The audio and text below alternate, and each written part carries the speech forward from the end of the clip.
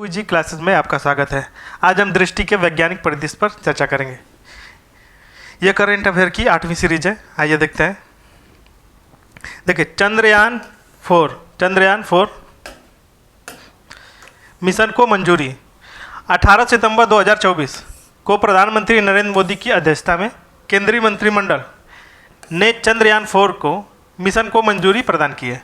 इस मिशन के तहत चंद्रमा की सतह पर सफलतापूर्वक लैंड कराने के पश्चात पृथ्वी पर वापस आने में प्रयोग होने वाली प्रौद्योगिकियों का विकास एवं प्रदर्शन किया जाएगा। साथ ही चंद्रमा से नमूने एकत्र करके उनका पृथ्वी पर विश्लेषण भी किया जाएगा। इस मिशन के लिए अंतरिक्ष यान के विकास एवं प्रक्षेपण का उत्तरदायित्व इसरो को होगा। वास्तव में चंद्रयान 4 मिशन के माध्यम से उन मूलभूत प्रौद्योगिकी क्षमताओं को प्राप्त करने का प्रयास किया जाएगा जो चंद्रमा पर भारत के मानव युक्त लैंडिंग वर्ष 2040 तक प्रस्तावित के लिए आवश्यक है। अब देखिए, चंद्रयान 4 एक प्रौद्योगिकी प्रदर्शन मिशन, टेक्नोलॉजी डेमोन्स्ट्रेशन मिशन होगा जिस पर कुल व्यय 2104.06 करोड़ रुपए अनुमानित है। यह मिशन भारत को उन महत्वपूर्ण मूलभूत प्रौद्योगिकियों में आत्मनिर्भर बनाएगा जो मानव युक्त मिशन, चंद्रमा के नमूनों की वापसी और चंद्रमा के नमूनों की वैज्ञानिक विश्लेषण के लिए आवश्यक है। इस मिशन को अनुमोदन प्राप्ति के पश्चात 36 महीने के अंदर पूरा करने का लक्ष्य निर्धारित किया गया है। भारत अंतरिक्ष स्टेशन, अगला पॉइंट है भारतीय अंतरिक्ष स्टेशन। 18 सितंबर 2024 को प्रधानमंत्री नरेंद्र मोदी की अध्यक्षता में केंद्रीय मंत्रिमंडल ने भारतीय अंतरिक्ष स्टेशन की पहली इकाई मतलब फर्स्ट यूनिट के निर्माण की स्वीकृति प्रदान कर दी है। गगनयान कार्यक्रम के दायरे के विस्तार के माध्यम से भारतीय अंतरिक्ष स्टेशन की स्थापना की मंजूरी प्रदान की गई है। प्रदत्त मंजूरी के तहत भारतीय अंतरिक्ष स्टेशन के पहले मॉड्यूल बेस 1 का विकास किया जा रहा है। साथ ही इस स्टेशन के निर्माण के परिचालन के लिए आवश्यक विभिन्न प्रौद्योगिकियों का प्रदर्शित तथा स्थापित करने के लिए मिशन संचालित किए जाएंगे। भारतीय अंतरिक्ष स्टेशन के प्रथम मॉड्यूल का प्रक्षेपण वर्ष 2028 में प्रस्तावित है। वर्ष 2035 तक एक परिचालित भारतीय अंतरिक्ष स्टेशन का निर्माण लक्ष्य निर्धारित किया गया है।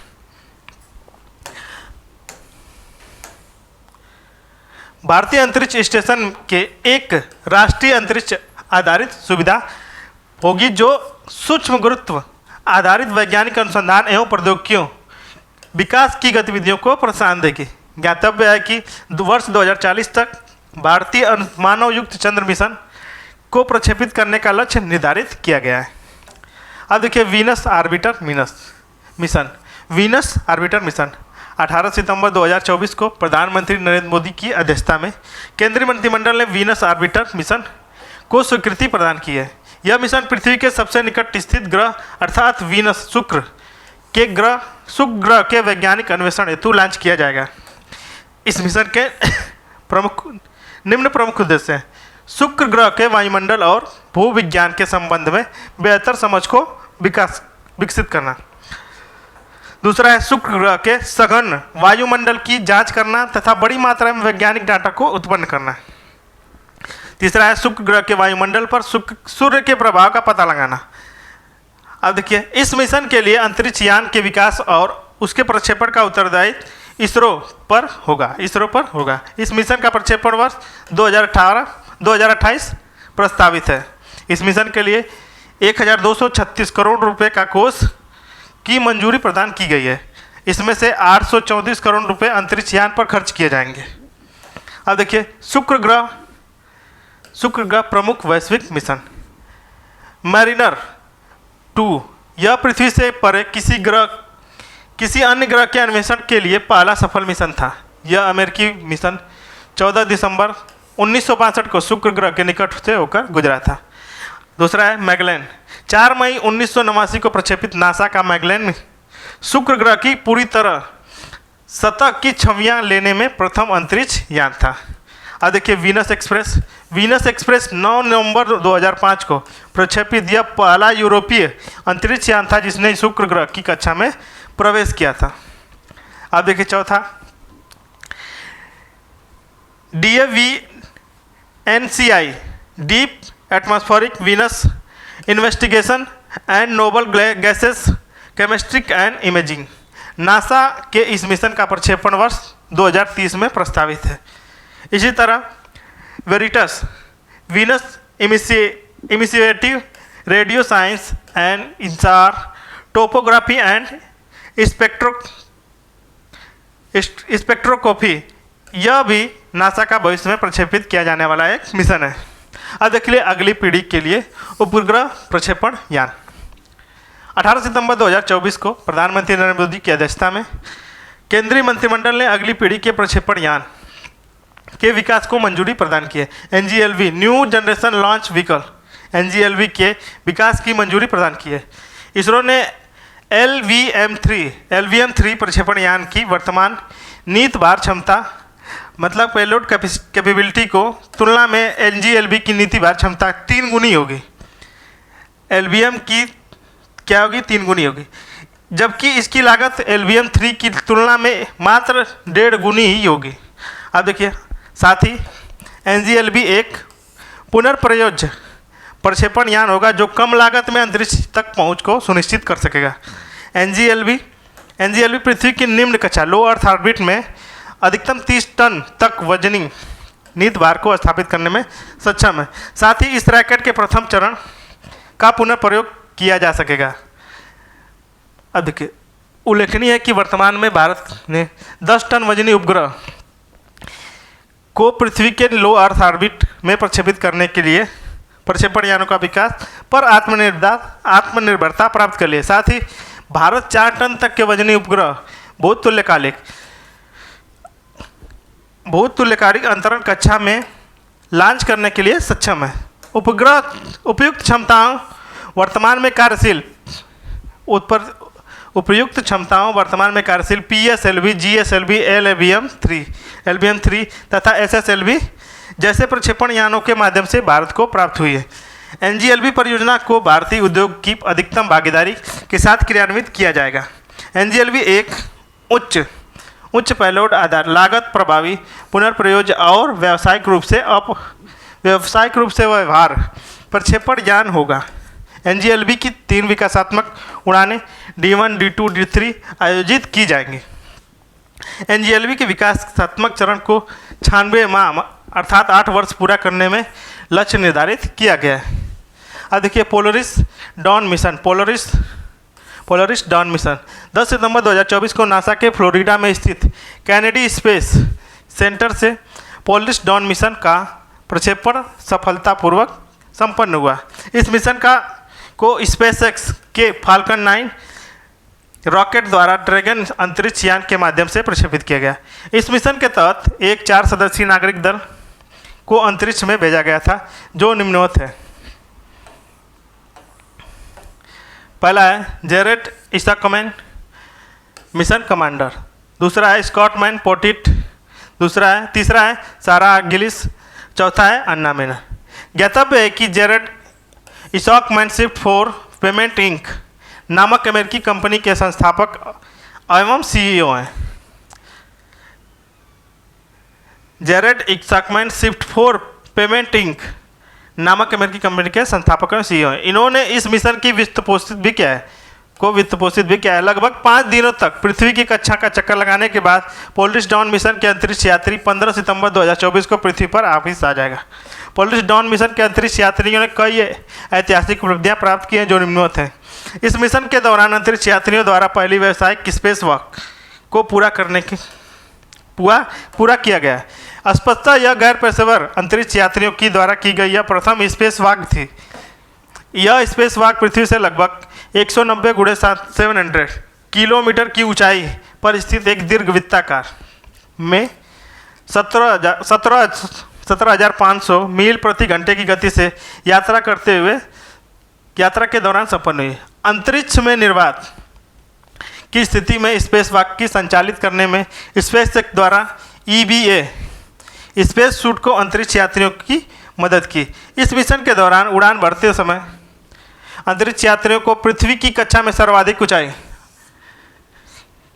पृथ्वी की कक्षा में सर्वाधिक ऊंचाई प्राप्त की। इस मिशन के तहत अंतरिक्ष यान पृथ्वी की सतह से 1408.1 किलोमीटर की ऊंचाई तक उड़ान भरने में सफल रहा। यह दूरी पृथ्वी के अंतर्राष्ट्रीय अंतरिक्ष स्टेशन की दूरी के 3 गुना से भी अधिक था। उल्लेखनीय है कि अपोलो कार्यक्रम के बाद यह किसी भी मानव अंतरिक्ष उड़ान मिशन द्वारा प्राप्त उच्चतम ऊंचाई थी। अन्य महत्वपूर्ण तथ्य इसमें पोलरिस डॉन मिशन पोलरिस कार्यक्रम के अंतर्गत आयोजित होने वाले 3 मानव अंतरिक्ष यानी मिशनों में पहला मिशन था। इस कार्यक्रम का नामकरण पोलरिस नामक एक तारामंडल के नाम पर रखा गया है। यह 3 सितारों का एक तारामंडल है जिसे आमतौर पर नॉर्थ स्टार के नाम से भी जाना जाता है। इंपॉर्टेंस, इस मिशन के दौरान मिशन विशेषज्ञ सारा गिलिस ने वायलिन पर star wars the force awakens नामक फिल्म के गीत रेज थीम की धुन भी बजाई थी। इस गीत को रिकॉर्ड कर स्पेस एक्स का स्टारलिंक उपग्रह समूह द्वारा पृथ्वी पर भेजा गया था। अब देखिए ISS हेतु संयुक्त एक्सियोम स्पेस इसरो मिशन।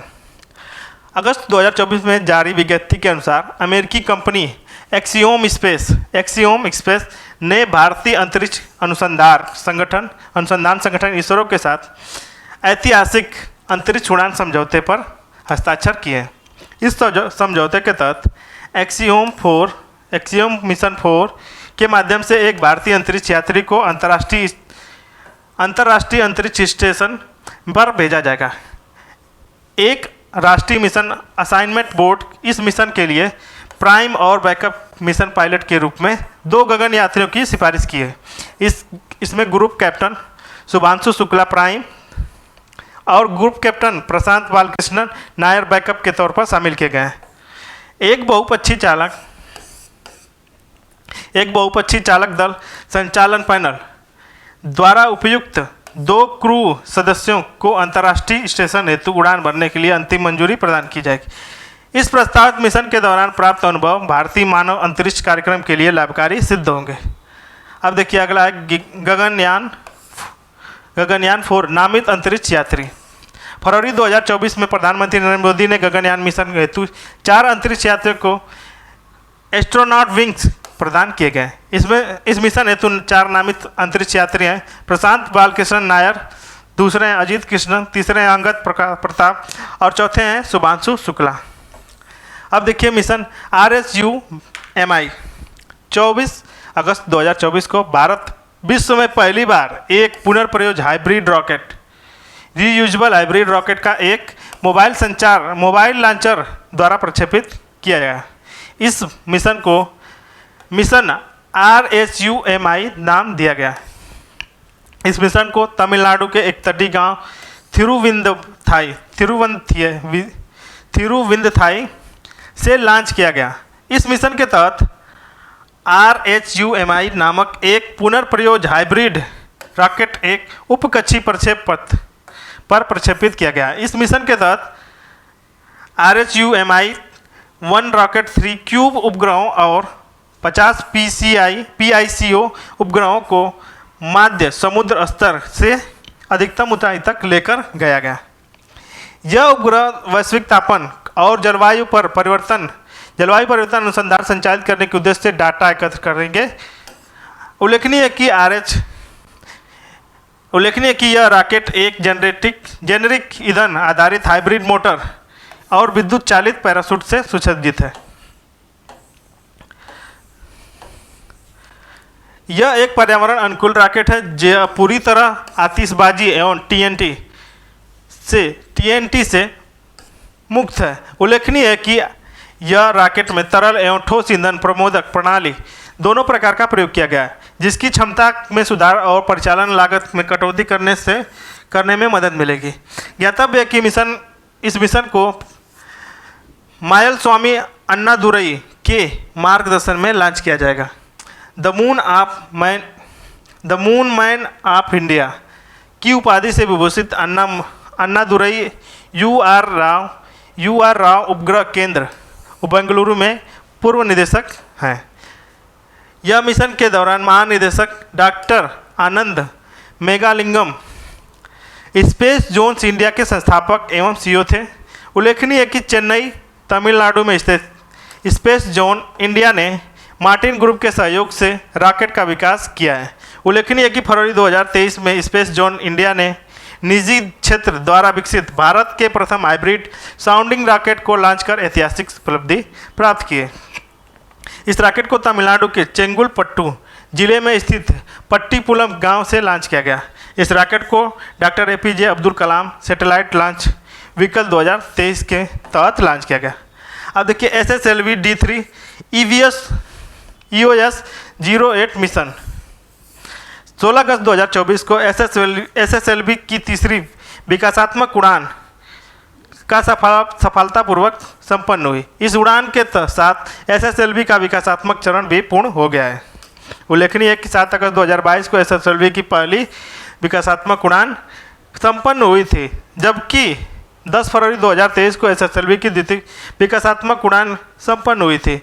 नवीनतम मिशन के तहत SSLV D3 को सतीश धवन अंतरिक्ष केंद्र श्रीहरिकोटा से लॉन्च किया गया था। इस मिशन के तहत पूर्व मुख्य उपग्रह के रूप में इसरो के नवीन भू अवलोकन उपग्रह EOS 08 को पृथ्वी की सतह से 475 किलोमीटर की ऊंचाई पर स्थित कक्षा में स्थापित कर दिया गया। इस मिशन के तहत 200 ग्राम वजनी SR0 डेमोसेट तथा को भी उसकी निर्धारित कक्षा में स्थापित कर दिया गया। यह उपग्रह चेन्नई स्थित स्टार्टअप स्पेस रिक्शा द्वारा प्रक्षेपित किया गया था।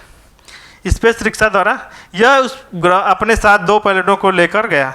इसमें एक पायलट मैसेजिंग प्रणाली का विकास चेन्नई स्थित स्पेस किड्स इंडिया के निर्देशन में SRM पब्लिक स्कूल चेन्नई के छात्रों द्वारा किया गया। इस प्रकार SRM public school space rickshaw mode में किसी पायलट को लॉन्च करने वाला प्रथम भारतीय स्कूल बन गया है। अब देखिए EOS 08 का वजन 175.5 kg है। यह उपग्रह अपने साथ 3 पायलट लेकर गया। इसमें पहला है EOR electro optical infrared pilot, उसके बाद दूसरा है GNSS global navigation satellite system तथा रिफ्लेक्ट्रीमेट्री पायलट, तीसरा है SIC डोसीमीटर, चौथा अब देखिए EOS 08 मिशन के प्राथमिक उद्देश्य निम्नवत है। एक, माइक्रो सैटेलाइट के डिजाइन के रूप में विकास करना तथा माइक्रो सैटेलाइट बस के अनुभव पायलट उपकरणों को निर्माण करना। भविष्य के परिचालन उपग्रहों के लिए आवश्यक नई प्रौद्योगिकी को शामिल करना। अब देखिए SSLV इसरो का एक नया प्रक्षेपण यान है। उभरते हुए वैश्विक लघु उपग्रह प्रमोचन सेवा बाजार की आवश्यकताओं को ध्यान में रखते हुए इसरो ने SSLV का विकास किया है। SSLV का पूर्ण रूप है लघु उपग्रह प्रमोचन वाहन, मतलब small satellite launch vehicle. SSLV की ऊंचाई 34 मीटर, व्यास 2 मीटर है तथा उत्थापन द्रव्यमान 120 टन है।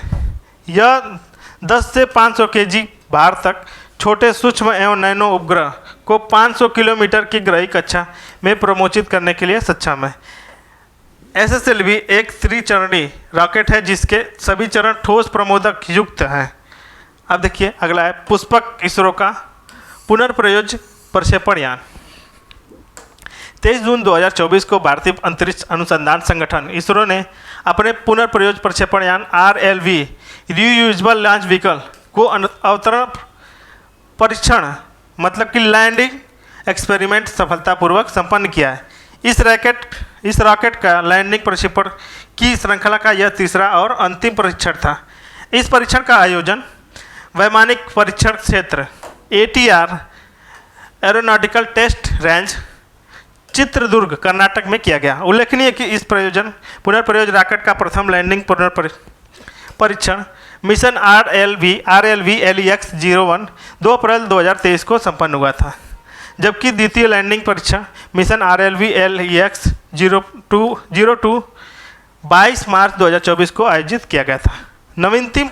नवीनतम परीक्षण RLV LEX 03 के तहत अधिक चुनौतीपूर्ण प्रमोचन स्थिति के तहत RLV की स्वायत्त रूप से लैंडिंग की क्षमता को प्रदर्शन किया है। उल्लेखनीय है कि यह पूर्ण पंखनुमा प्रक्षेपण यान को पुष्पक नाम दिया गया। नवीनतम मिशन के तहत आरएलवी को 4.5 किलोमीटर की ऊंचाई से भारतीय वायुयान चिनूक हेलीकॉप्टर से प्रमोचित किया गया था। प्रमोचन के बाद इस रॉकेट ने रनवे के ठीक बीच में 320 किलोमीटर से अधिक गति से सटीक क्षैतिज लैंडिंग की थी। इस मिशन के एक पुनर्प्रयोज प्रक्षेपण यान के विकास के लिए आवश्यक सर्वाधिक महत्वपूर्ण प्रौद्योगिकी का प्राप्त करने के लिए इसरो की विशेषज्ञता की पुष्टि की है। अब देखिए पुनर्प्रयोज प्रक्षेपण यान तकनीक प्रदर्शक कार्यक्रम RLV-TD प्रोग्राम्स। भारतीय अंतरिक्ष अनुसंधान संगठन इसरो का एक RLV-TD कार्यक्रम प्रौद्योगिकी प्रदर्शन अभियान एक श्रृंखला है जिसे पूर्णतः पुनर्प्रयोज द्विचरणीय कक्षीय यान के विकास की दिशा में यह पहला कदम माना जा रहा है। RLV-TD वास्तव में भारत के प्रस्तावित पुनर्प्रयोज प्रक्षेपण यान का एक प्रोटोटाइप है जो आकार एवं भार के अंतिम प्रारूप छठे हिस्से के बराबर है। RLV-TD का उड़ान परीक्षण प्लेटफॉर्म के रूप में कार्य करने के लिए डिजाइन किया गया है जिससे विभिन्न प्रौद्योगिकियों की जांच की जा सके। इन प्रौद्योगिकियों के कई चरणों को प्रायोगिक उड़ान की एक श्रृंखला के माध्यम से विकसित किया जाएगा। प्रायोगिक उड़ानों की श्रृंखला में पहली हाइपरसोनिक प्रयोग उड़ान है। इसके बाद लैंडिंग प्रयोग का संचालन भी किया जाए। इसके बाद वापसी उड़ान प्रयोग तथा स्क्रैम जेट प्रमोदन प्रयोग आदि संपन्न होंगे। भविष्य में इस प्रोटोटाइप यान का उन्नयन कर इसे भारत के द्विचरणीय पुनर्प्रयोज कक्षीय प्रक्षेपण यान के प्रथम चरण के रूप में प्रयोग में किया जाएगा। अब देखिए पूर्णतः 3D प्रिंटेड इंजन युक्त विश्व का प्रथम रॉकेट। 30 मई 2024 को एकल 3D मुद्रित engine single piece 3D printed engine युक्त विश्व के प्रथम रॉकेट प्रक्षेपण किया गया। यह प्रक्षेपण आंध्र प्रदेश के श्रीहरिकोटा से संपन्न हुआ। यह चेन्नई में स्थित अंतरिक्ष क्षेत्र startup Agnikul cosmos private Limited द्वारा किया गया। ज्ञातव्य है कि यह प्रक्षेपण सतीश धवन अंतरिक्ष केंद्र सार्थ स्थित भारत के प्रथम निजी लॉन्च पैड से किया गया। भारत के प्रथम निजी लॉन्च पैड को धनुष नाम दिया गया है। यह launch pad Agnikul cosmos private Limited द्वारा विकसित किया गया है। ज्ञातव्य है कि एकल 3D मुद्रित इंजन युक्त विश्व के प्रथम रॉकेट को अग्निबाण SORTD sub orbital technology demonstration नाम दिया गया है। उल्लेखनीय है कि यह भारत में अर्ध cryogenic engine semi cryogenic engine द्वारा चालित किसी रॉकेट का प्रथम प्रक्षेपण भी था। उल्लेखनीय है कि इस मिशन जिससे एकल 3D मुद्रित अर्ध क्रायोजेनिक रॉकेट का प्रयोग किया गया था उसे अग्निलेट नाम दिया गया है। ज्ञातव्य है कि नवीनतम मिशन भारत इथरनेट आधारित इवियोनिक्स आर्किटेक्चर से युक्त किसी रॉकेट की पहली उड़ान थी। ज्ञातव्य है कि अग्निबाण SORTD एक एकल चरणीय प्रक्षेपण यान है जो एकल अर्ध क्रायोजेनिक इंजन द्वारा चालित है। उल्लेखनीय है कि इस मिशन का उद्देश्य अग्निकुल कॉस्मस प्राइवेट लिमिटेड के कक्षीय प्रक्षेपण यान अग्निबाण के लिए स्वदेशी प्रौद्योगिकी का प्रदर्शन करना, उड़ान संबंधी महत्वपूर्ण डाटा को इकट्ठा करना तथा प्रणालियों को इष्टतम परिचालन में को सुनिश्चित करना। अग्निबाण एक द्विचरणीय रॉकेट है। यह 300 kg तक वजनी उपग्रहों को 700 किलोमीटर की ऊंचाई पर स्थित एवं स्थापित कर सकता है। अब देखिए ब्लू ओरिजिन का NS-25 मिशन। अमेरिका के एरोस्पेस तथा प्रक्षेपण सेवा प्रदाता निजी कंपनी ब्लू ओरिजिन द्वारा 19 मई 2024 को NS-25 मिशन को प्रक्षेपण किया गया। यह एक उपकक्षीय अंतरिक्ष उड़ान मिशन था।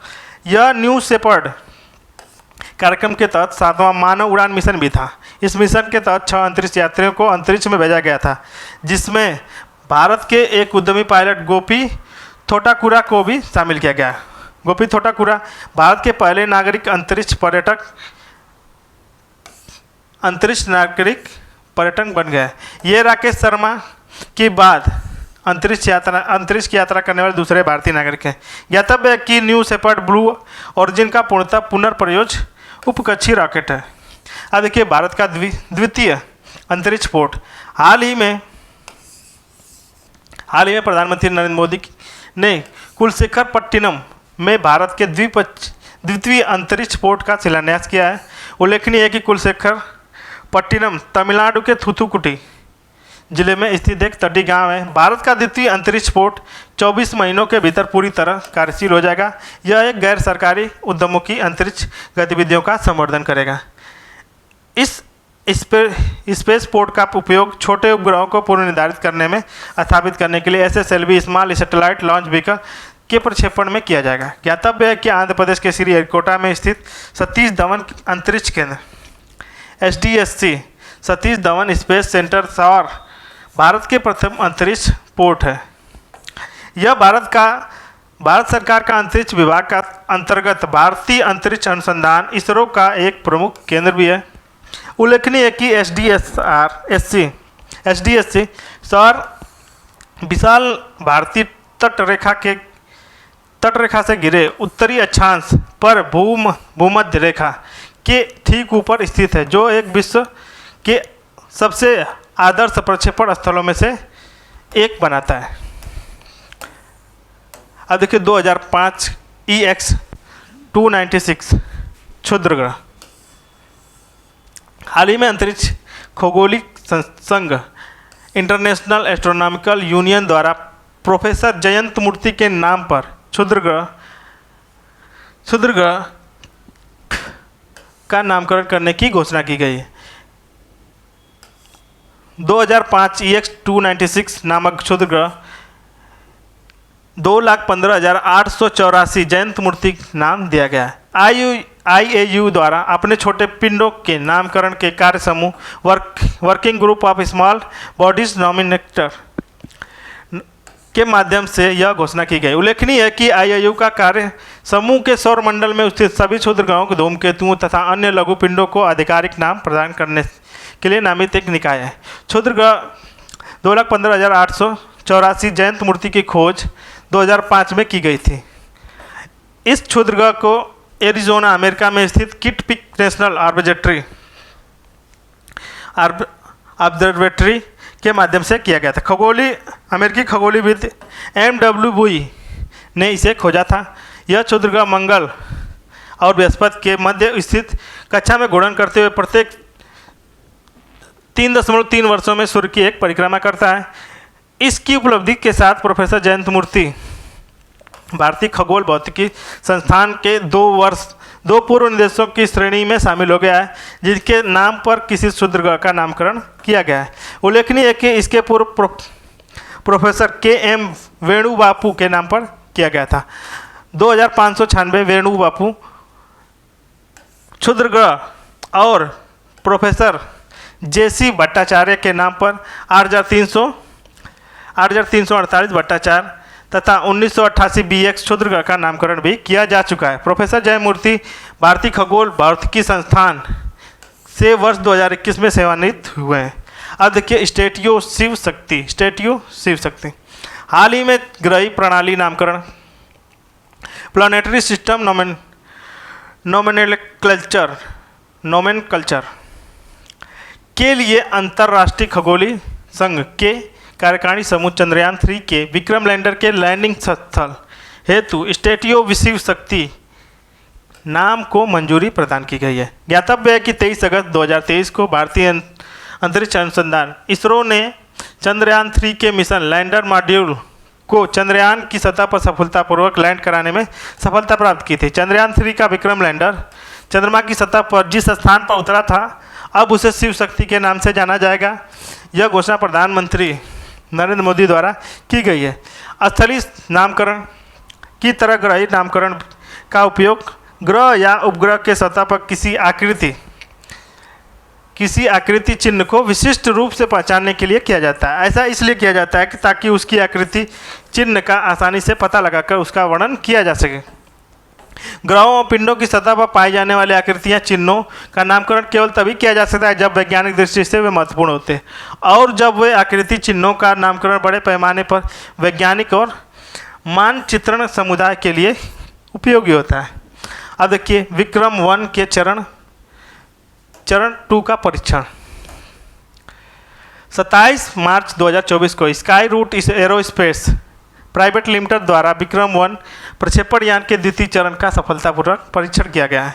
यह परीक्षण आंध्र प्रदेश के श्रीहरिकोटा में स्थित सतीश धवन अंतरिक्ष केंद्र शहर से किया गया है। उल्लेखनीय है कि विक्रम 1 प्रक्षेपण यान का द्वितीय चरण को कलाम 250 नाम दिया गया है। उल्लेखनीय है कि इसके पूर्व स्काई रूट एरोस्पेस द्वारा मई 2022 में विक्रम 1 रॉकेट के तृतीय चरण कलाम 100 को सफलपूर्वक परीक्षण किया जा चुका है। ज्ञातव्य है कि 24 अक्टूबर 2023 को Skyroot Aerospace private Limited ने विक्रम 1 रॉकेट का अनावरण किया था। यह इस कंपनी का प्रथम वाणिज्यिक रॉकेट है। यह एक बहुचरणीय प्रक्षेपण यान है। यह रॉकेट 480 केजी नित्य भार को 500 किमी की ऊंचाई तक निम्न लो अर्थ ऑर्बिट में प्रक्षेपित करने में सक्षम। विक्रम 1 पूर्णतः कार्बन फाइबर निर्मित रॉकेट है। यह 3D प्रिंटेड तरल इंजनों से युक्त है। ज्ञातव्य है कि Vikram 1 Skyroot Aerospace private Limited द्वारा निर्मित एक द्वितीय रॉकेट है। इस कंपनी का निर्मित प्रथम रॉकेट विक्रम यस तथा का 18 नवंबर 2022 को सफलतापूर्वक प्रक्षेपण किया गया था। ज्ञातव्य है कि 20 फरवरी 2024 को Skyroot Aerospace private Limited ने अंतरिक्ष क्षेत्र में महिलाओं के लिए कल्पना फेलोशिप की घोषणा की थी। अब देखिए, ओडोसियस चंद्रमा पर लैंड करने वाला प्रथम निजी अंतरिक्ष यान है। देखिए, 22 फरवरी 2024 को ओडिसियस चंद्रमा की सतह पर सफलतापूर्वक लैंड करने वाला विश्व का पहला निजी अंतरिक्ष यान बन गया है। इस अंतरिक्ष यान को 15 फरवरी 2024 को अमेरिका के फ्लोरिडा में स्थित कैनेडी स्पेस सेंटर स्पेसएक्स के फाल्कन 9 रॉकेट द्वारा प्रक्षेपित किया गया। यह अंतरिक्ष यान ह्यूस्टन अमेरिका में स्थित इंट्यूटिव मशीन्स नामक एक वाणिज्यिक कंपनी IM-1 मिशन के तहत प्रक्षेपित किया गया। इस मिशन के तहत एक नोवासी रोबोटिक चंद्र लैंडर को चंद्रमा के दक्षिणी ध्रुव में स्थित माइलापर्ट क्रेटर के निकट उतारा गया था। उल्लेखनीय है कि इस नोवासी लूनर लैंडर को ओडिसिस नाम दिया गया है। ज्ञातव्य है कि ओडिसिस वर्ष 1972 के अपोलो 17 के बाद चंद्रमा की सतह पर सॉफ्ट लैंडिंग करने वाला पहला अंतरिक्ष यान था। ओडिसियस लैंडर के अपने साथ अंतरिक्ष एजेंसी नासा के वैज्ञानिक पेलोड एवं वाणिज्यिक कार्गो को लेकर गया था। ज्ञातव्य है कि इस मिशन को नासा के वाणिज्यिक चंद्र पेलोड सेवाएं कमर्शियल लूनर पेलोड सर्विस पहल के आर्टिमिस अभियान के तहत प्रक्षेपित किया गया था। मैलापर्ट एक क्रेटर, इस क्रेटर का नाम चार्ल्स मैलापर्ट के नाम पर रखा गया है। चार्ल्स मैलापर्ट का जन्म 1581 ईस्वी, मृत्यु 1630। यह बेल्जियम के एक खगोल वैज्ञानिक थे। अब देखिए, हैप्स HAPS का सफल परीक्षण। फरवरी 2024 में CSIR राष्ट्रीय अंतरिक्ष प्रयोगशाला बेंगलुरु के वैज्ञानिकों ने एक सौर ऊर्जा चालित छद्म उपग्रह का पहला परीक्षण सफलतापूर्वक संपन्न किया। वास्तव में यह नई पीढ़ी के UAV मतलब अनमैन्ड एरियल व्हीकल का प्रोटोटाइप है। हालांकि ये कोई सामान्य UAV नहीं है, बल्कि यह समताप मंडल तक उड़ान भर सकता है। साथ ही यह पूरी तरह ऊर्जा द्वारा संचालित किया जा सकता है और कई महीनों तक लगातार उड़ान भर सकता है। इस प्रकार UAV को HAPS high altitude pseudo satellite या HALEs high attitude long endurance vehicle भी कहा जा सकता है।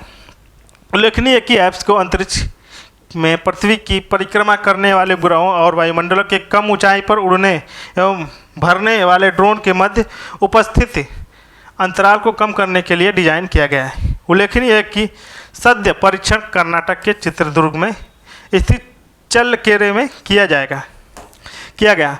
हैप्स की प्राथमिक उपयोगिता निरीक्षण एवं निगरानी में, साथ ही ये आपदा प्रबंधन में भी उपयोगी साबित होगा। अब देखिए, GSLV F-14 तथा इनसैट 3DS मिशन 17 फरवरी 2024 को भारतीय अनुसंधान यानी इसरो ने इनसैट 3DS उपग्रह का सफलतापूर्वक प्रक्षेपण किया है। इस उपग्रह को GSLV-4 F-14 प्रक्षेपण यान द्वारा प्रक्षेपित किया गया। यह प्रक्षेपण आंध्र प्रदेश के श्रीहरिकोटा में स्थित सतीश धवन अंतरिक्ष केंद्र सार से संपन्न हुआ। उल्लेखनीय है कि इनसैट 3DS को मौसम विज्ञान उपग्रह यह उपग्रह वर्तमान में कक्षा में प्रचालनरत इनसैट 3D और इनसैट 3DR उपग्रह के साथ देश के मौसम विज्ञान संबंधी सेवाओं को वृद्धि करेगा। इस उपग्रह को मौसम विज्ञान पूर्वानुमान, आपदा चेतावनी के लिए भूमि और समुद्री सतहों के संवर्धित मौसम विज्ञान प्रेक्षणों एवं निगरानी के लिए डिजाइन किया गया है। अब देखिए, उल्लेखनीय है कि इस मिशन केंद्रीय पृथ्वी विज्ञान मंत्रालय द्वारा पूरी तरह वित्त पोषित है। ज्ञातव्य है कि इनसैट 3DS को लिफ्ट ऑफ 2274 kg है। केंद्रीय पृथ्वी विज्ञान मंत्रालय ने विभिन्न विभाग स्थान बेहतर मौसम पूर्वानुमान और मौसम विज्ञान की सेवाएं प्रदान करने के लिए इनसैट 3DS का उपग्रह का डाटा उपयोग करेंगे, जिनमें शामिल है। पहला है भारतीय मौसम विज्ञान IMD, राष्ट्रीय मध्यम अवधि पर मौसम पूर्वानुमान केंद्र नोएडा, फिर उसके पश्चात राष्ट्रीय उष्णदेशीय मौसम विज्ञान संस्थान पुणे, राष्ट्रीय समुद्र प्रौद्योगिकी संस्थान चेन्नई, ESSO भारतीय राष्ट्रीय महासागर सूचना सेवा केंद्र हैदराबाद। सद्य इन मिशनों के अन्य खास बातें, यह भारत के बहुतुल्यकालिक उपग्रह प्रमोचन यान GSLV की 16वीं उड़ान थी। यह स्वदेशी क्रायोजेनिक चरण के साथ GSLV की 10वीं उड़ान भी थी। यह स्वदेशी क्रायोजेनिक चरण के साथ GSLV की 7वीं परिचालन उड़ान भी थी। अब देखिए GSLV-40 की विशेषताएं। यह ऊंचाई कितनी है? 51.7 मीटर है। और कितना लिफ्ट उठा सकता है? 420 टन। और चरण कितने इसमें? 3 चरण हैं। अब देखिए PSLV C-58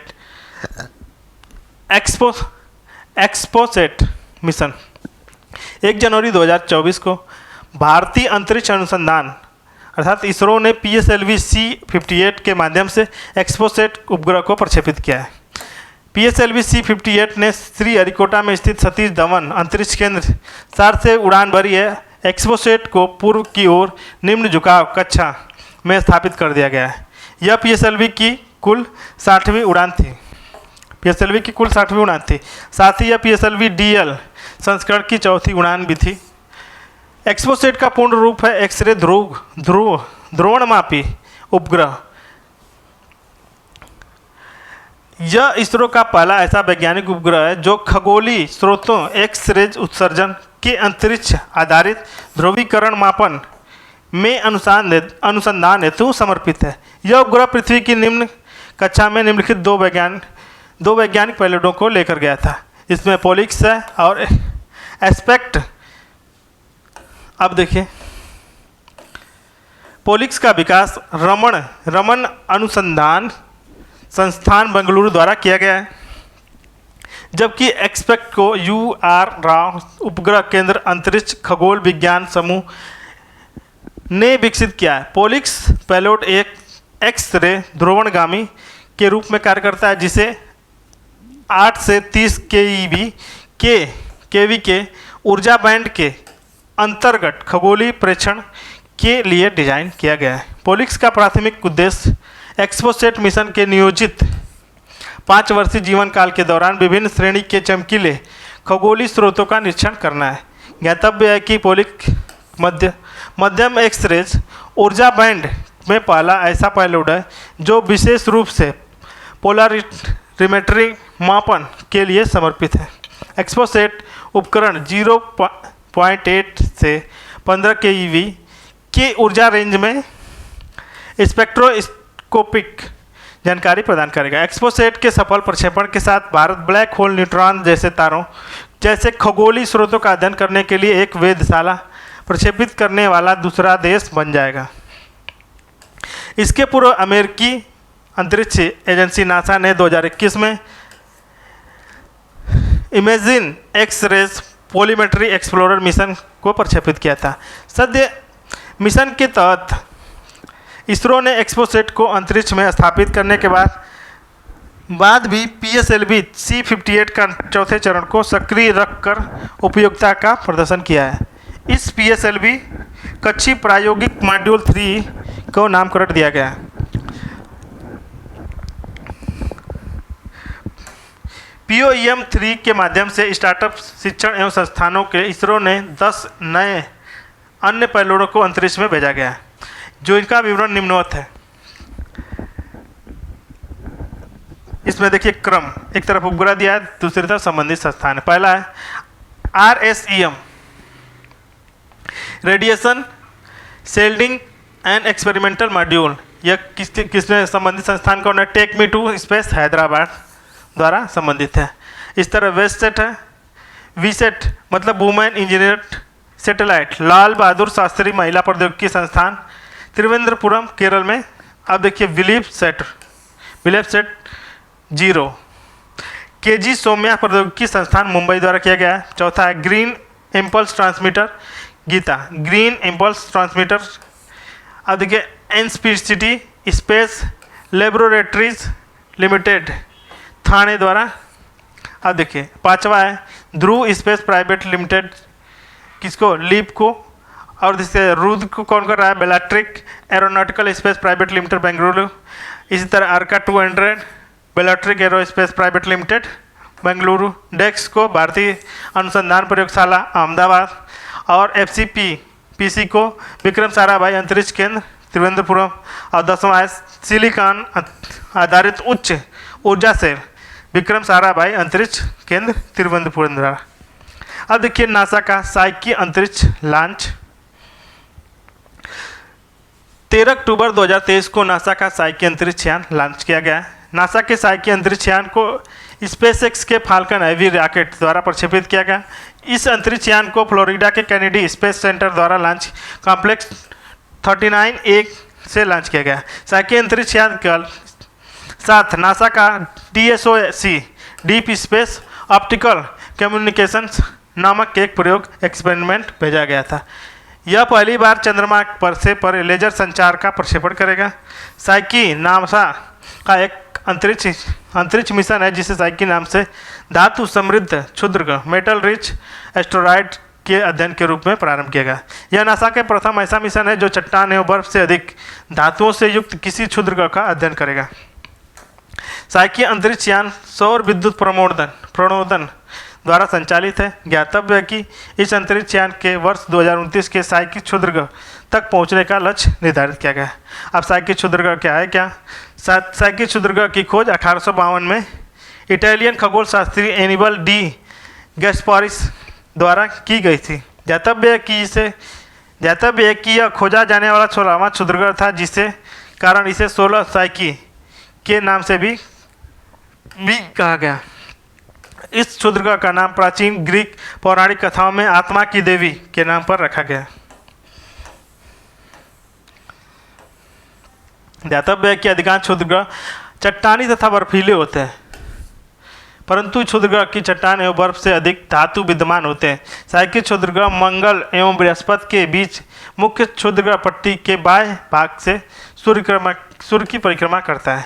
अब देखिए यूरोप का प्रथम निजी रॉकेट म्यूरा वन लॉन्च 7 अक्टूबर 2023 को स्पेनिश कंपनी PLD स्पेस द्वारा म्यूरा वन नामक पुनः प्रयोज्य रॉकेट का सफलतापूर्वक लॉन्च किया गया है। यह मिशन इस रॉकेट के अटलांटिक महासागर के गिरने के साथ ही समाप्त हुआ है। म्यूरा वन रॉकेट के प्रथम मिशन के प्राथमिक उद्देश्य को उपकक्षी परीक्षण उड़ान का संचालन करना था। म्यूरा वन इसके पूर्व नाम एरियन के नाम से भी जाना जाता है। म्यूरा वन एक उपकक्षी पुनर्प्रयोज्य रॉकेट है जिसे निजी तौर पर यूरोप में विकसित किया गया है। म्यूरा वन यूरोप के किसी भी निजी कंपनी द्वारा विकसित प्रथम रॉकेट है। PSLV C57 Aditya L1 mission 2 सितंबर 2023 को भारत के ध्रुवीय उपग्रह प्रक्षेपण यान PSLV C50 द्वारा आदित्य L1 अंतरिक्ष यान का सफलतापूर्वक प्रक्षेपण किया गया है। यह आंध्र प्रदेश के श्रीहरिकोटा में स्थित सतीश धवन अंतरिक्ष केंद्र सार्क के द्वितीय लॉन्च पैड से प्रक्षेपित किया गया था। संस्कृत में आदित्य का अर्थ होता है सूर्य, जबकि आदित्य L1 में सूर्य पृथ्वी प्रणाली सन अर्थ सिस्टम लैंग्वेज बिंदु को संदर्भित करता है। आदित्य 11 भारत का प्रथम सौर मिशन है। दूसरे शब्दों में यह सूर्य के अध्ययन के लिए प्रथम अंतरिक्ष आधारित वेधशाला श्रेणी में भारतीय mission space based observatory Claas India mission है।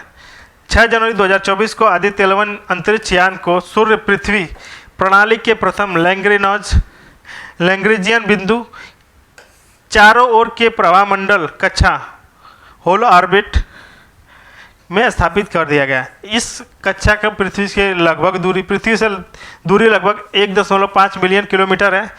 स्पष्ट है कि आदित्य 11 अंतरिक्ष यान पृथ्वी से लगभग 1.5 मिलियन किमी दूरी पर सूर्य की ओर निर्देशित रहेगा।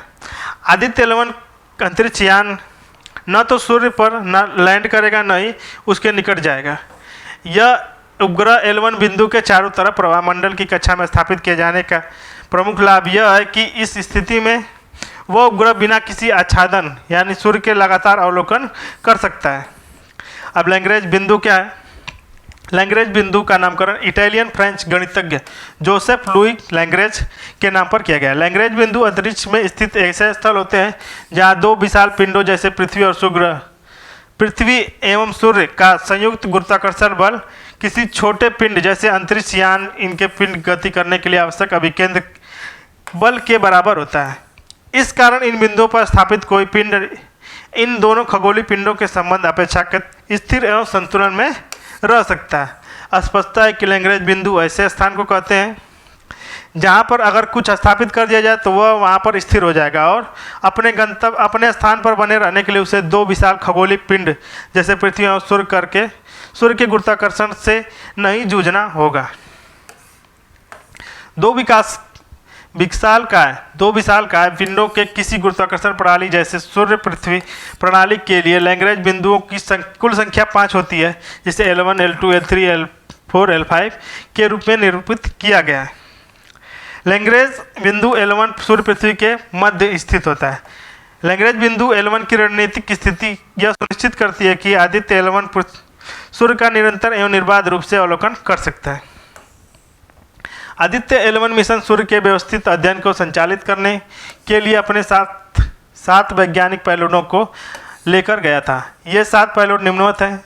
पहला है दृश्यमान उत्सर्जन रेखा कोरोनाग्राफ। दूसरा है सौर पराबैंगनी प्रतिबिंबन टेलीस्कोप। तीसरा है सौर निम्न ऊर्जा एक्सरे वर्ण क्रममापी। चौथा है उच्च ऊर्जा L1 ऑर्बिटिंग एक्सरे वर्णमापी। पांचवा आदित्य सौर पवन कण प्रयोग। छठवां है प्लाज्मा विश्लेषण पैकेज। सातवां है उन्नत त्रि-आयामी उच्च विभेदन डिजिटल मैग्नेटोमीटर। आप देखिए फरवरी 2024 में PAPA पायलट ने कोरोनल मास इंजेक्शन के सौर पवन प्रभाव का पता लगाया। 2 जुलाई 2024 को आदित्य L1 अंतरिक्ष यान ने सूर्य पृथ्वी L1 बिंदु के पास अपनी पहली प्रभामंडल कक्षा पूरी कर ली है। उल्लेखनीय है कि प्रभामंडल कक्षा के आदित्य L1 अंतरिक्ष यान को L1 बिंदु के आसपास एक परिक्रमा पूरा करने में 178 दिन लगते हैं। अब देखिए नवमित्र डिवाइस। हाल ही में भारतीय अंतरिक्ष अनुसंधान संगठन इसरो ने नवमित्र नामक एक अभिनव सुरक्षा उपकरण इनोवेटिव सेफ्टी डिवाइस के सफल परीक्षण द्वारा एक महत्वपूर्ण उपलब्धि प्राप्त की है। यह परीक्षण केरल में स्थित निंदकारा उपनगर में किया गया, जहां इस उपकरण को एक मत्स्य नौका पर स्थापित किया गया।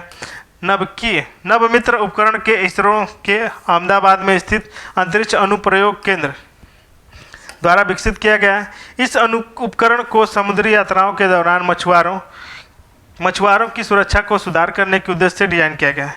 नवमित्र उपकरण अत्याधुनिक उपग्रह संचार प्रौद्योगिकी के प्रयोग द्वारा संचालित होता है। इसके फलस्वरूप समुद्र में मत्स्य नौका और समुद्री अधिकारियों के बीच निर्बाध रूप से दो तरफा संचार संभव हो पाता है। सुरक्षा प्रदान करने के अतिरिक्त नवमित्र उपकरण मत्स्य ग्रहण क्षेत्र की पहचान करने के लिए भी मदद करेगा। इस प्रकार मत्स्य पालन क्षेत्र दक्षता को उत्पादकता को बढ़ाने में सहयोग प्राप्त करता है। अब देखिए लूना 25 मिशन। लूना 25 रूसी चंद्र लैंडर मिशन था। यह विगत 47 वर्षों में रूस द्वारा चंद्रमा की सतह पर लैंड करने वाले के उद्देश्य से प्रक्षेपित प्रथम चंद्र मिशन था। उल्लेखनीय है कि इसके पूर्व 1976 में तत्कालीन सोवियत संघ के अंतरिक्ष कार्यक्रम के तहत लूना 24 नामक चंद्र मिशन को प्रक्षेपित किया गया था, जो सफल रहा। इस मिशन को रूसी अंतरिक्ष एजेंसी रॉसकॉस्मोस द्वारा 11 अगस्त 2023 को सोयूज 2.1B फ्रेगेट रॉकेट के माध्यम से प्रक्षेपित किया गया था। लूना 25 मिशन को चंद्रमा के दक्षिणी ध्रुव पर बोगुस्लावस्की क्रेटर के निकट लैंड किया जाना था। हालांकि 20 अगस्त 2023 को रूसी अंतरिक्ष एजेंसी द्वारा जारी विज्ञप्ति के अनुसार लूना 25 को संपर्क नियंत्रण केंद्र से टूट जाने के पश्चात यह मिशन चंद्रमा की सतह से टकराकर नष्ट हो गया। ज्ञातव्य है कि 2021 में रूस और चीन ने अंतर्राष्ट्रीय चंद्र अनुसंधान स्टेशन के निर्माण के सहयोग से MOU पर हस्ताक्षरित किया गया। अब देखिए चंद्रयान 3 की सफल लैंडिंग। 14 जुलाई 2023 को भारतीय तृतीय चंद्र मिशन चंद्रयान 3 की प्रक्षेपण सफलतापूर्वक संपन्न हुआ है। इसे LBM-3M4 प्रक्षेपण यान के माध्यम से प्रक्षेपित किया गया था। उल्लेखनीय है कि यह LBM-3 रॉकेट की चौथी परिचालन उड़ान थी। यह प्रक्षेपण आंध्र प्रदेश के श्रीहरिकोटा में स्थित सतीश धवन अंतरिक्ष केंद्र सार के द्वितीय लॉन्च पैड से किया गया था। लिफ्ट ऑफ के समय चंद्रयान 3 का कुल भार कितना था? 3895 kg था। चंद्रयान 3 के 3 प्रमुख घटक थे। एक स्वदेशी प्रणोदन मॉड्यूल, दूसरा है लैंडर मॉड्यूल, तीसरा है रोवर। रोवर का कुल भार 26 kg था और 23 अगस्त 2023 को इसरो ने चंद्रयान 3 के मिशन को लैंडर मॉड्यूल की चंद्रमा की सतह पर सफलतापूर्वक लैंड कराने की सफलता प्राप्त की। इसी के साथ भारत चंद्रमा की सतह पर सॉफ्ट लैंडिंग करने में सक्षम विश्व का चौथा देश बन गया है। इसके पूर्व अमेरिका, रूस, पूर्व सोवियत संघ तथा चीन यह उपलब्धि हासिल कर चुके हैं। जनवरी 2024 में जापान चंद्रमा की सतह पर सफलतापूर्वक सॉफ्ट लैंडिंग करने वाला विश्व का 5वां देश बन गया है। साथ ही चंद्रयान 3 चंद्रमा के दक्षिण ध्रुवीय क्षेत्र में सफलतापूर्वक लैंड करने वाला विश्व का प्रथम अंतरिक्ष यान बन गया है। चंद्रयान 3 के विक्रम लैंडर चंद्रमा की सतह पर जिस स्थान पर उतरा था वह शिव शक्ति के नाम से जाना जाएगा। चंद्रमा पर चंद्रयान 3 सॉफ्ट लैंडिंग के दिन अर्थात 23 अगस्त को राष्ट्रीय अंतरिक्ष दिवस के रूप में मनाया जाएगा। इसके साथ ही चंद्रयान 2 के चंद्रमा जिस स्थान पर अपने पद चिन्ह छोड़े थे उस स्थान को तिरंगा नाम दिया गया। ज्ञातव्य है कि चंद्रयान 2 इसरो के चंद्रयान कार्यक्रम के अंतर्गत दूसरा चंद्र अन्वेषण मिशन था। चंद्रमा पर सफल लैंडिंग के पश्चात विक्रम लैंडर से प्रज्ञान रोवर को चंद्रमा की सतह पर उतारा गया था। लैंडर एवं रोवर द्वारा चंद्रमा की सतह पर किए गया प्रमुख अनुसंधानों का विवरण निम्नवत है। 27 अगस्त 2023 को इसरो ने चंद्रमा की सतह पर तापमान में परिवर्तनों के संबंधित एक ग्राफ प्रकाशित किया है। इसरो ने विक्रम लैंडर के संलग्न चंद्रास सरफेस टर्मोफिजिकल एक्सपेरिमेंट नामक उपकरण के प्रयोग द्वारा चंद्रमा के दक्षिणी ध्रुव के आसपास मृदा के तापमान के मापन में सफलता प्राप्त की है। इस अध्ययन के अनुसार चंद्रमा की सतह वह स्थल जहां लैंडर स्थित के आसपास का तापमान 40 से 50 डिग्री है, लेकिन यह सतह 80 नीचे का तापमान लगभग 10 डिग्री सेल्सियस है, -10 डिग्री सेल्सियस है। तापमान में विभिन्नता यह इंगित करती है कि चंद्रमा की ऊपरी मृदा एक शक्तिशाली तापीय अवरोधक के रूप में कार्य करती है। अब देखिए अगला पॉइंट, प्रज्ञान रोवर में संलग्न उपकरण की मदद से पहली बार दक्षिण ध्रुव के निकट चंद्रमा की सतह के मौलिक संरचना के यथास्थिति मापन में सफलता प्राप्त हुई है। इस शोध के फलस्वरूप इस क्षेत्र का सल्फर की उपस्थिति की पुष्टि भी हुई है। इसके अतिरिक्त इस क्षेत्र में एल्युमिनियम, कैल्शियम, आयरन, क्रोमियम तथा टाइटेनियम की उपस्थिति का भी पता चला है। तत्पश्चात मैग्नीशियम, सिलिकॉन तथा ऑक्सीकरण की उपस्थिति का भी पता चला है। इसके साथ ही रोवर में संलग्न APXS alpha particle X-rays spectrometer उपकरण ने भी चंद्रमा की सतह पर सल्फर सहित सूक्ष्म तत्वों की उपस्थिति की पुष्टि की है। विक्रम लैंडर में संलग्न RAMBHA radio anatomy of moon बॉर्न hyper sensitive ionosphere and atmospheric नामक उपकरण की मदद से दक्षिणी ध्रुव के क्षेत्र में सतह पर चंद्र प्लाज्मा वातावरण का मापन किया है। प्रारंभिक आकलन से पता चलता है कि चंद्र सतह को घेरने वाला प्लाज्मा अपेक्षाकृत कम घना अर्थात विरल है। लैंडर के संलग्न ILSA instrumental of lunar seismic activity चंद्रमा पर भेजा गया MEMS micro electro mechanical system प्रौद्योगिकी आधारित एक प्रथम उपग्रह था। इस रोवर ने अन्य नीति भार की गतिविधियों के कारण होने के कारण कंपन को रिकॉर्ड किया है। अब देखिए शनि सर्वाधिक उपग्रह वाला ग्रह बन गया है, सर्वाधिक उपग्रह वाला ग्रह। हाल ही में अंतर्राष्ट्रीय IAU अंतर्राष्ट्रीय खगोल संघ के अधीन कैम्ब्रिज मैसाचुसेट्स अमेरिकी स्थित माइनर प्लैनेट सेंटर द्वारा शनि के 63 नए उपग्रहों की खोज की गई। इस प्रकार शनि के उपग्रहों की संख्या 83 से बढ़कर अब कितनी हो जाएगी, 146 पहुंच गई है। इस प्रकार शनि बृहस्पति 95 उपग्रहों को पीछे छोड़ते हुए सौरमंडल का सर्वाधिक उपग्रह वाला ग्रह बन गया है। साथ ही शनि के 100 या उससे अधिक उपग्रहों का सौरमंडल का पहला ग्रह बन गया है। टाइटन शनि का सबसे बड़ा उपग्रह है। साथ ही यह गैनीमेड बृहस्पति के उपग्रह के बाद सौरमंडल का दूसरा सबसे बड़ा उपग्रह भी है। फरवरी 2024 में वैज्ञानिकों ने सौरमंडल के 3 प्राकृतिक उपग्रहों की खोज की घोषणा की थी। इन 3 नए उपग्रहों में से 2 उपग्रह नेपच्यून तथा एक उपग्रह यूरेनस का है। सौरमंडल के उपग्रह, एक तरफ ग्रह है, दूसरी तरफ उपग्रहों की संख्या। शनि के कितने हो गए हैं, 146, और बृहस्पति के 95, यूरेनस के 28 है, नेपच्यून के 16 और मंगल के 2, पृथ्वी का 1, शुक्र के पास नहीं है और बुध के पास भी नहीं है। अब देखिए ड्वार्फ नोट में ड्वार्फ बोलना, प्लूटो के 5 उपग्रह हैं, प्लूटो के 5 उपग्रह हैं। अब देखिए अद्यतन तकनीक एवं प्रौद्योगिकी। भारत का 24वां पर्यावरण ऊर्जा संयंत्र, भारत का 24वां पर्यावरण ऊर्जा संयंत्र 31 अगस्त 2024 को गुजरात में स्थित काकरापार परमाणु स्टेशन इकाई 4 ने अपनी संपूर्ण क्षमता के परिचालन प्रारंभ किया है। यह भारत का दूसरा स्वदेशी 700 मेगावाट क्षमता वाला दाबित जल रिएक्टर है। उल्लेखनीय है कि कैप्स 4 को व्यावसायिक परिचालन 31 मार्च 2024 से प्रारंभ हुआ था। ज्ञातव्य है कि गुजरात में स्थित काकरापार परमाणु ऊर्जा संयंत्र इकाई 3 भारत का पहला स्वदेशी 700 मेगावाट क्षमता वाला दाबित भारी जल रिएक्टर है। इस रिएक्टर को व्यावसायिक परिचालन 30 जून 2023 को प्रारंभ हुआ था।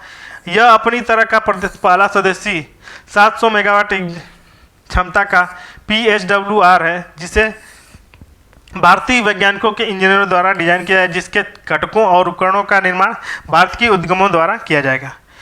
31 अगस्त 2023 को जारी विज्ञप्ति के अनुसार भारत के प्रदेशी पहला स्वदेशी 700 मेगावाट क्षमता के काकरपाड़ा परमाणु ऊर्जा संयंत्र स्टेशन इकाई 3 की संपूर्ण क्षमता के साथ परिचालन प्रारंभ कर दिया गया है।